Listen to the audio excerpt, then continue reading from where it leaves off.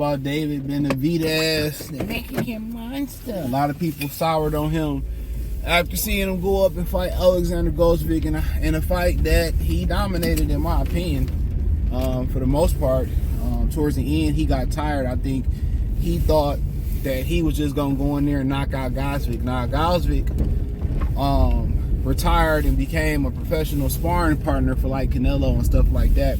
So he retired, and then he had a few subpar fights leading up to this fight, and they gifted him with the WBC interim title fight versus David Benavidez, which he was gifted to it as well because they didn't want to order Canelo. And he thought Gvozdyk wasn't in shape, and Gvozdyk came in shape. He didn't hurt Benavidez, and Benavidez didn't hurt him, but Benavidez outworked him, kept him at bay, thought he was just gonna knock him out, and Gvozdyk didn't go nowhere. Then late Gvozdyk started to pick it up a little bit. So only thing I really seen that concerned me with Benavidez is that he's still not using his jab enough. He should be using his jab a lot more to set up his offense. But a lot of people say, well, the power gone.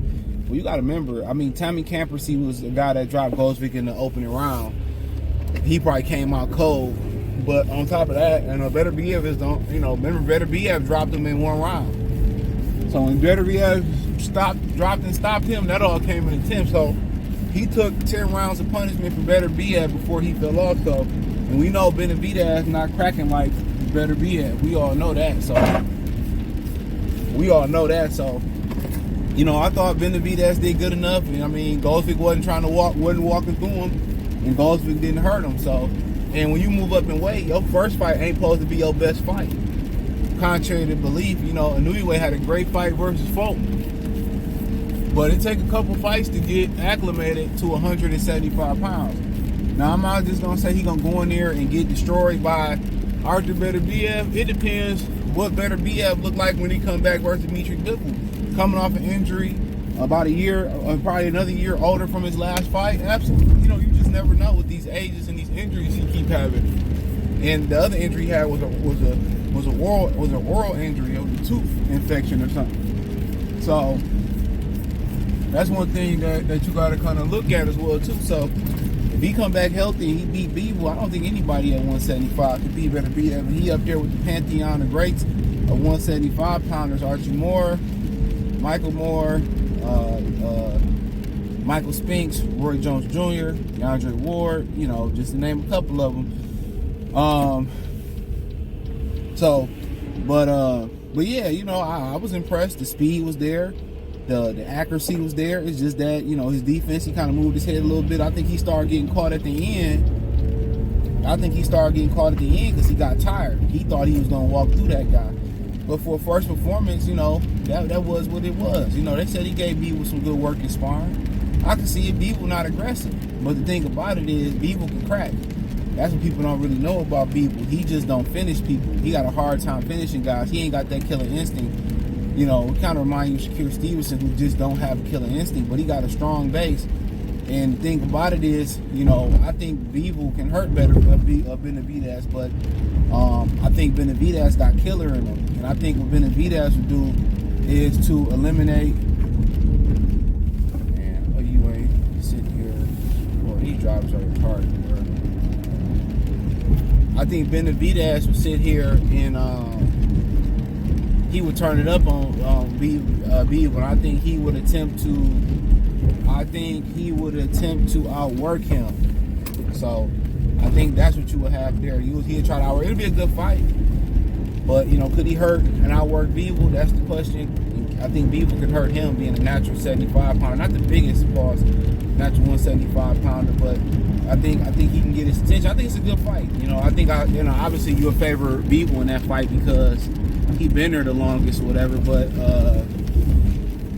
Benavidez got speed, man. He got accuracy, he got aggression, he got body work. And I don't think nobody outside of Beterbiev in the division worked the body like David Benavidez. So, Beterbiev, he ain't ready for that yet. And I think he admitted that before he moved up to 75 pounds. He needed a few fights before he got ready for Artur Beterbiev. But if he's gonna compete with those guys, he got to continue to use the jab to set his offense up a little bit more. Then kind of go off cue and do a lead left hooks and stuff of that nature. But he got physical talent. You know what I'm saying?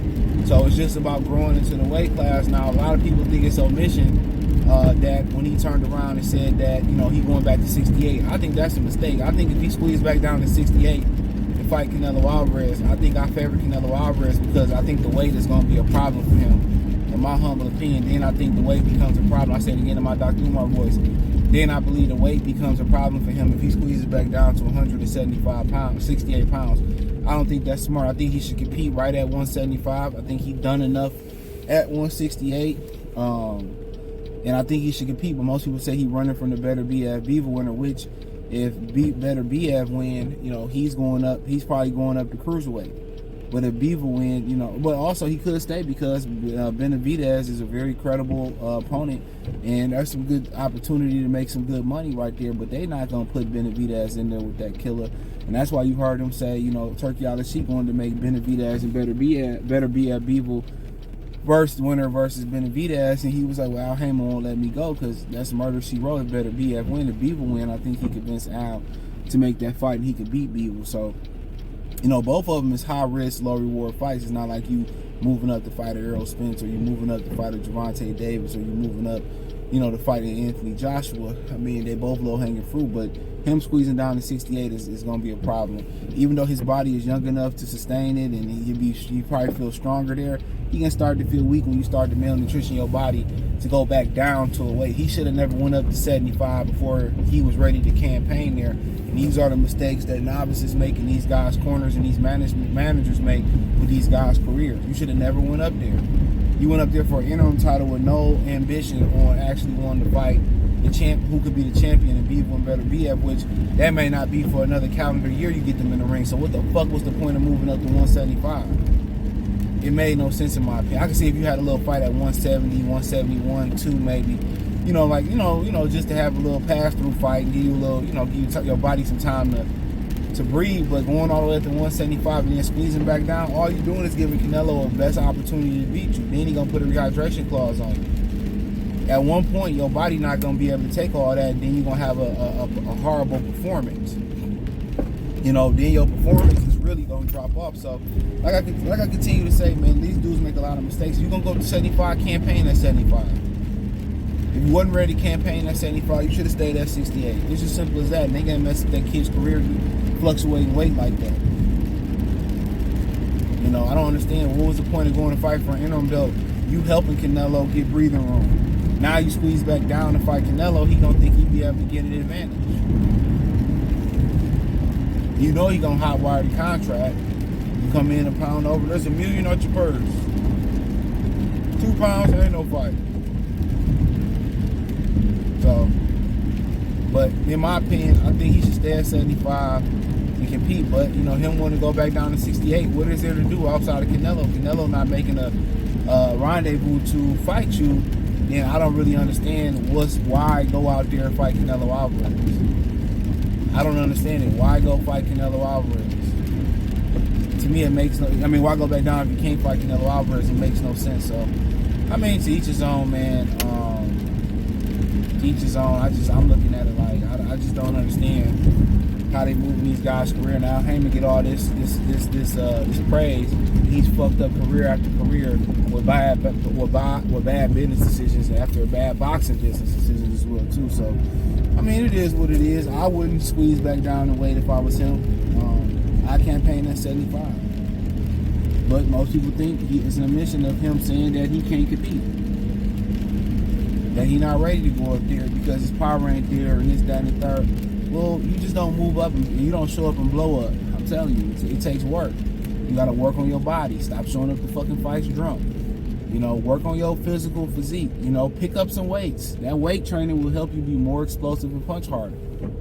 He don't even look like he do any weight training. He don't even like he do sit-ups. You know, so there's some strength and conditioning improvement there, but I heard most Mexicans they run and do sit-ups. And maybe some push-ups. And I'm telling you, if you want to be explosive and you want to really get that snap at the end of your punches, you know, the proper weight training to get you there. You know, the proper weight training will get you there. But, you know, like I continue to say, you know, to each his own. To each his own. But in my humble opinion, bro, I think that the best thing for Dog to do is go compete at 75 and build yourself up and try to get back in the ring as soon as possible. But you know, to each his own. They know what they doing. You know, he said he felt great making the weight on Gilly the Kid and them. Or he was doing a podcast. He felt with Usman that he felt great making the weight and all that. So I don't understand it. In my humble opinion, I think he should stay there, compete, make the weight. Build his body up and be the man there. I mean, you ain't got nobody to fight but Canelo, and he ain't gonna fight you. So I don't know why you wasted your time. But hey, thumbs up the video, share the video, subscribe to the channel, and subscribe button is the bell icon button. Hit all notifications, increase your chance to get notifications. We go live, drop videos. Hit the link tree, find me on X, Instagram, Spotify, Anchor, Cash App, Venmo, PayPal, Apple Podcasts, Spotify, Kick. Check out the Patreon. Peace.